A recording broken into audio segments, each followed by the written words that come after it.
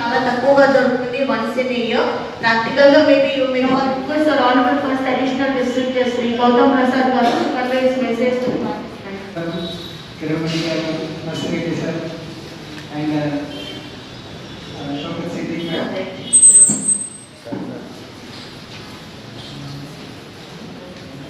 భావించకూడదు అనే ఉద్దేశంతో ఈ విధంగా మనకు తెలుస్తుంది. కాబట్టి ఇప్పుడు మనకి సైకాలజిస్ట్ సార్, తర్వాత మేడం, తర్వాత సార్ కూడా ఈ జస్టిస్ సిస్టమ్ గురించి, న్యూరల్ జస్టిస్ గురించి చెప్తారు. అందరూ కూడా ఓపికతోటి అన్ని కూడా తెలుసుకోవాల్సిన బాధ్యత మనకు అందరికీ ఉంది. Thank you very much. Whether it is accused or whether it is a victim. So it is important for us to learn what are the nuances in the said act, how to deal with the children when they commit the offences, and also in the POCSO Act the same thing, how to deal with the victims when they are when offences have been committed against them. So what I feel is that nowadays there is a lot of pressure and in the life and everything, people are just rushing towards everything, whatever they find they want just right away. So due to that, if they do not get that, they are falling into depression. This is the state of adults. So what can we say about the children? The children are falling into depression for a minimum reason, even if they have not won a video game also. So that is the level to what they have come to. So because of these depressions, all these offences have been committed and they are under negative impact. So how to deal with the children when they commit such offences? There are certain rules, there are certain guidelines which are given to us about how to deal with such children who have committed the offences, even if they are heinous crimes also.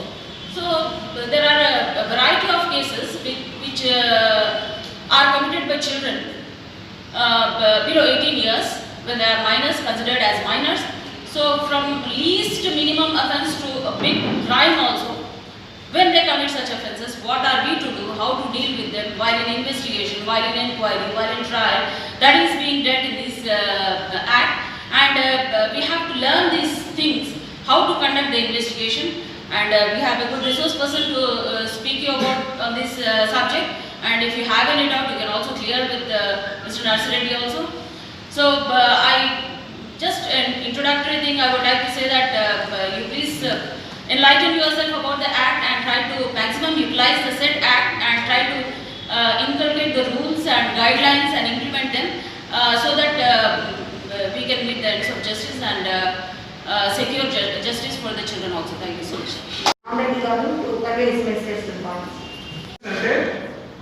IPC కానీ ఏదైనా సరే 3 ఏళ్ళు లోపల punishable అయితే అది పెట్టి offence. 3 ఏళ్లకు పైబడి 7 ఏళ్లకు లోపల ఉంటే అది సీరియస్ అఫెన్స్. హీనస్ అఫెన్స్ అసలు టెక్నికల్ ఒక ఇబ్బంది ఉంది, డిఫరెంట్ జడ్జిమెంట్స్ వస్తున్నాయి. మినిమం 7 years మినిమం అనే పదం ఉపయోగించారు. So minimum 7 years or above ఉన్నది.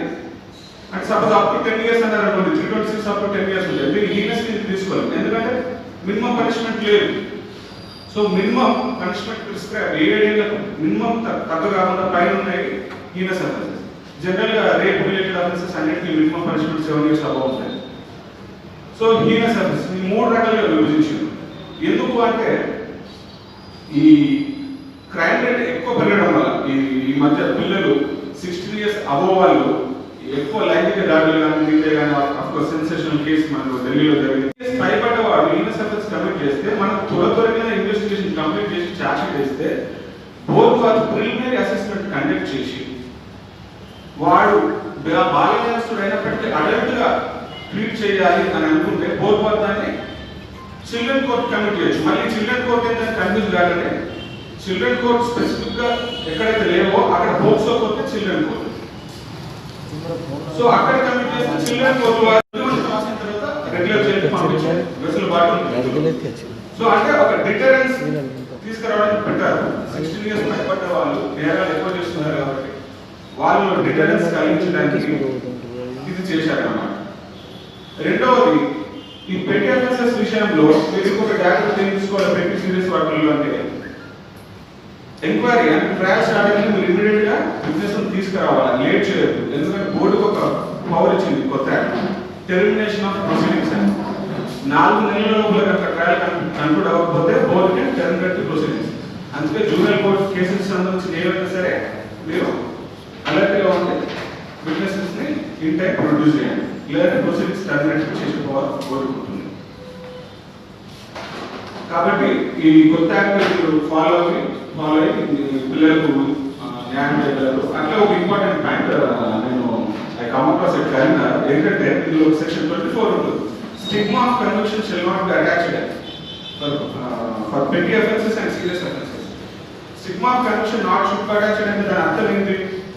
వాళ్ళ ఫ్యూచర్ లో ఏదైనా ఎంప్లాయ్మెంట్ కి ఇన్ఎలిజిబుల్ అవ్వకూడదు ఇక్కడ శిక్ష పడ్డంతో మాత్రమే. అందు గురించి మీకు యాక్ట్ లో వాళ్ళు ఏం చేశారు, పెట్టి అండ్ సీరియస్ అఫెన్సెస్ లో రికార్డ్స్ కూడా డిస్ట్రాయ్ చేయమన్నారు. ట్రయల్ అయిపోయి కమిషన్ పడిన తర్వాత అపీల్ పీరియడ్ అయిపోగానే రికార్డ్స్ కూడా డిస్ట్రాయ్ చేయాలి. కానీ మీరు చేయట్లేదు. ఒక అబ్బాయి నేను ఫేస్ చేశాను, అడ్మిషన్ చేసిండు 378 attempts 379. On admission he was convicted, fine ఏదో జరిగింది. లేటర్ పాపం అబ్బాయి పోలీస్ కానిస్టేబుల్ సెలెక్ట్ అయ్యాడు. He was denied. Recruitment board ఆయనకి ఇవ్వలేదు. మా దగ్గర తిరుగుతూ నేను అడ్వైజర్ జనరల్ మనకు ఎవరైనా ఎంప్లాయ్మెంట్ సెలెక్ట్ అయినప్పుడు ఎస్బీ ఎంక్వైరీ అవి జరుగుతుంటాయి కదా, అందులో ఈ బాల నేరస్తులు కేటగిరీలో వీరి మీద మన కేసులు The main object of the act is that to rehabilitate and reformate the juvenile. Your ACP told that previously the police officers, even the other stakeholders, called the juvenile as accused, but it's not the correct concept.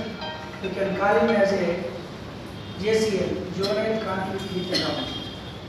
మనం పొరపాటున కూడా accuse అనే పదం we shall not use in the charge sheet or other even our judgments also.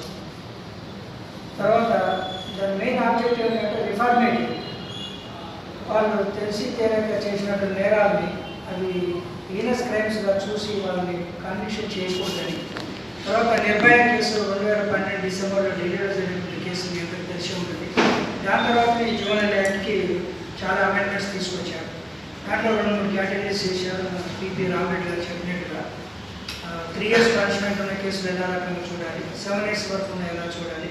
Heinous crimes, whether the juvenile committed such offence by expecting consequences, ఈ రకంగా చేస్తే తను ఈ కేసు నుంచి బయటపడగలరా అని ఆలోచించి నేరాలు చేసినప్పుడు మాత్రం that can be treated as a heinous crime. That JCL shall be tried as a adult. అదొకటి మీరు చూసుకోవాలి పోలీస్ ఆఫీసర్స్ ముఖ్యంగా. దానికి జూనియర్ జస్టిస్ బోర్డు ఒకటి కాన్స్టిట్యూట్ చేసి దాంట్లో including one psychiatrist, child welfare committee నుంచి ఒక member, JCL board judicial officer. The committee has to decide whether this person has committed this offence, having the knowing the consequences, future consequences.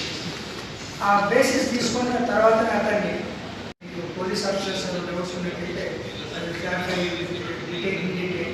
Purpose we have to treat them as a smooth and gentle. We should not treat the juveniles as a hardcore criminals. పెద్ద నేరాలు చేసిన వాళ్ళ మాదిరిగా police officers ఎప్పుడు కూడా వాళ్ళని treat చేయకూడదు. ఇంకో aspect the related section the POCSO act. ఇక్కడ మనం నేరస్తులను జువెనైల్గా చూస్తున్నాం. అక్కడ విక్టిమ్ ఉంటుంది. అక్కడ బిలో 18 years ఉన్న child including male and female. We have to deal with the victims, how to deal the victims while in the investigation process and also in the course of crime and proceedings before the court. కాబట్టి మీరు ఈ junior act మీద కొంత అవగాహన పెంచుకుని police officer చాలా important. అదేవిధంగా stake holders, ఈ ప్రాసిక్యూటర్స్ ఉంటారు, మీకు యాంగిల్లో కావాలన్నా you discuss them and you file charge sheet within time and make it convenient to the juveniles. Convenient means they will be treated in proper manner. So, if you have got any doubts, that I will make another class and discuss. Thank you. Problems and I once again thank every one of you for being part of this program.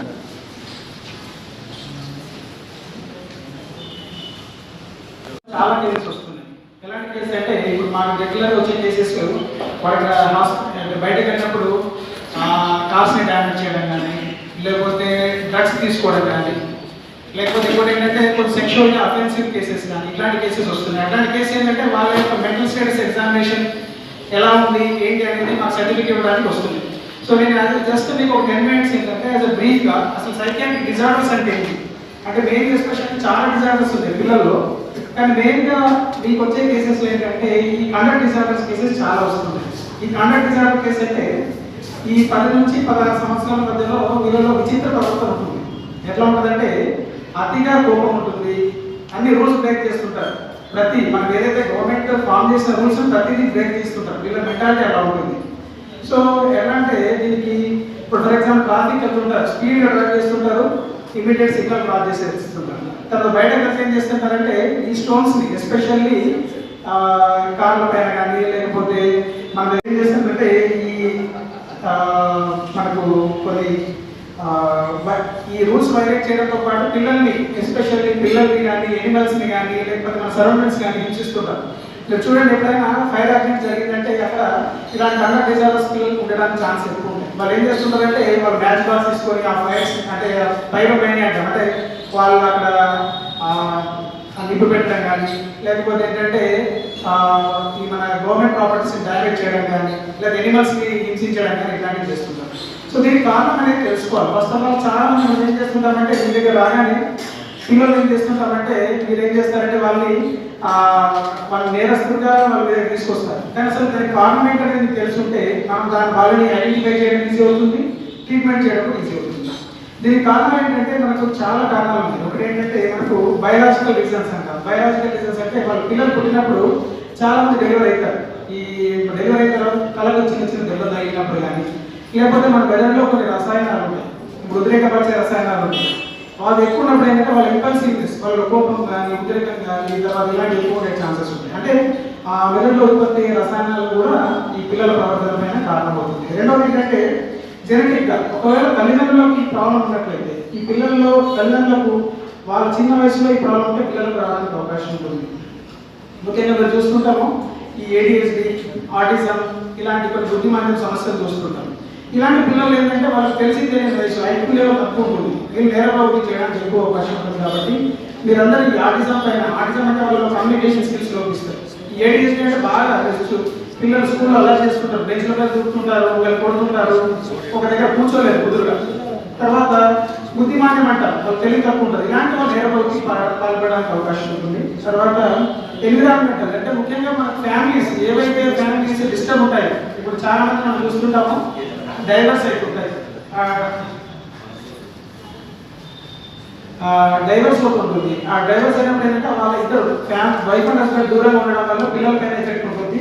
తర్వాత అంతేకాకుండా ఏంటంటే ఈ చిన్నప్పుడు పిల్లల్ని హింసించడం కానీ child abuse అంటారు, వాళ్ళని సెక్షువల్ హింసించడం కానీ అట్లాంటి చేయడం ద్వారా కూడా పిల్లలు ఇట్లాంటి కండక్ట్ డిజార్డర్స్ రావడానికి అవకాశం ఉంటుంది.